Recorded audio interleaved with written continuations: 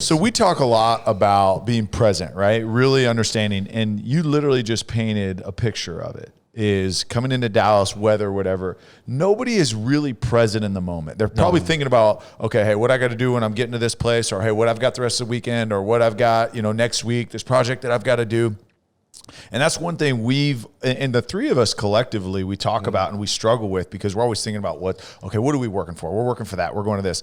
But you intentionally, and you talk about it quite a bit on your videos, and the things that you do is like, man, there is so much beauty around us. There's so much to be thankful for. And even all the, we kind of joke about, you got to be ready for a bear attack or a plane crash or all these things, but you're so present, hyper-focused in that moment, on the moment. Mm-hmm.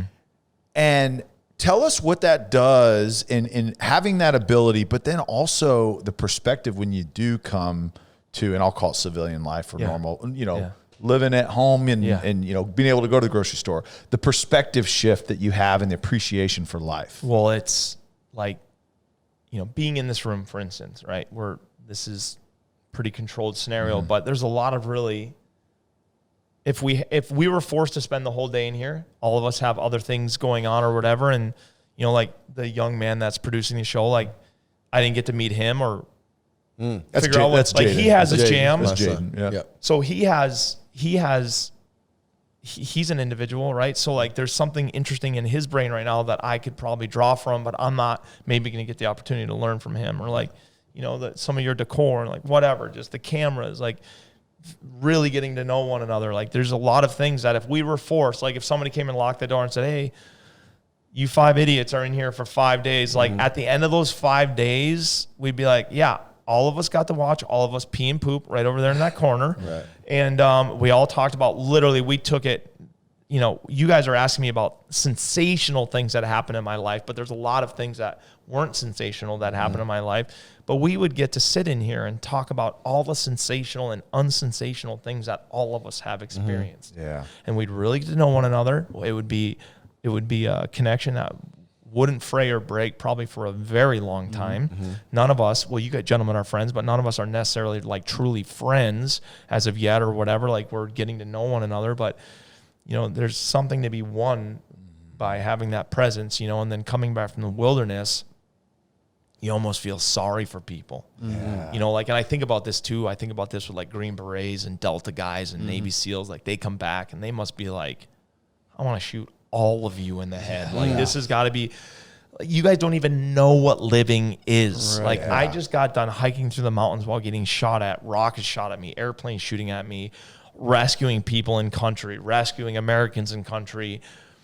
Like I have a parasite. I, cut my toenail on accident. I have a toothache and I still am getting shot at and I have a freaking tooth abscess. Like it's a baby version of that, right? The military guys have something that they're addressing too. And I think about those guys, but like when I'm coming back, I'm like, like everything is better. Right. Yeah. Pizza is better. Sex is better. Conversation is better. Driving a car where you can turn a radio on, you're just like, that's friggin' amazing. Like I'm turning a wheel. Like I didn't have to walk here. Yeah. Usually everywhere we go, you're putting an 80-pound pack on, and then you're all collectively talking like, and we're not out there putting our 80-pound packs on going, this is a great day, huh, guys? Like, this is just fantastic. We have to go all the way to that mountain. We're putting our backpacks on, and like, William's next to me going, it's a dream job. Yeah, it's a dream job, and it is. Right. Yeah. It's amazing, but like he knows that we're about to lose 12 to 15 pounds over the next 2.5 weeks or whatever. Like we can't carry enough food. Right. We hope to find water every day because otherwise we're going to get super dehydrated and then we're going to have to backtrack to last water and, and then like getting cliffed out, right? Climbing this whole mountain to go, okay, we'll go through that pass. It's a shortcut. We'll get there in half a day and you get there and you're like, it's 1,000 vertical feet straight down. We can't get through here. We have to backtrack all the way up top and go around or whatever. But when you come home, it's just like all the comforts are really comfortable, but they also start robbing you of that experience almost immediately, which is why we're all so fat and our minds are all so degraded. And it's why we're so afraid of this pandemic because like, I never have really understood why people are afraid to die, because you're dead. Like, I realize people don't want to burn to death.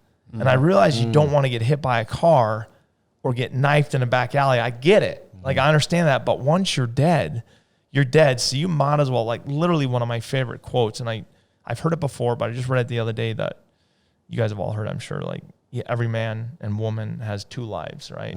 And the second begins when they realize they only have one. Right? And that's really, like, we all sit here like, oh, you know, like, you can't, people say live life like you're dying. You can't. That's impossible. None of us would be doing a podcast right now if we were living life like we're doing. We'd be with our families. We'd be with loved ones, or we'd be doing something crazy that we want to do one more time. We'd be selfish. And so you can't live life selfishly, because that's what you would do if you were living life as though you were dying.